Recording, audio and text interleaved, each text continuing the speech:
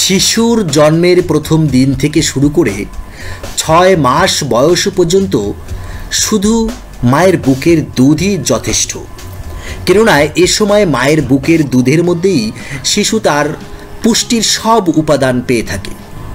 বুকের দুধের মধ্যেই শিশুর পুষ্টির চাহিদা মেটে এবং তা শারীরিক ও মানসিক বর্ধন এবং বিকাশের জন্য অত্যাবশ্যকীয়। কিন্তু শিশু যখন 6 মাস অতিক্রম করে তখন শিশুকে মায়ের দুধের পাশাপাশি পুষ্টিকর অন্যান্য খাবারও খাওয়াতে হয়। অনেকে মাই প্রশ্ন করেছেন যে তাদের শিশুর বয়স 6 মাস অতিক্রম করেছে কিন্তু তাদের শিশু খেতে চায় না এবং ভালো খাবার, স্বাস্থ্যসম্মত খাবার কি হতে পারে তার একটি বিস্তারিত ভিডিও যেন আমরা করি। তাদের উদ্দেশ্যেই আমাদের আজকের এই ভিডিও। আমরা আজকে শিশুদের একটি পুষ্টিকর খিচুড়ি কিভাবে তৈরি করতে হবে বাসায় সেটি আমরা দেখিয়ে দিচ্ছি। উপকরণ হিসেবে আমরা নিয়েছি মুসুরের ডাল, মুগ ডাল এবং আতপ চাল। সবজি হিসেবে আমরা নিয়েছি আলু, পেঁপে,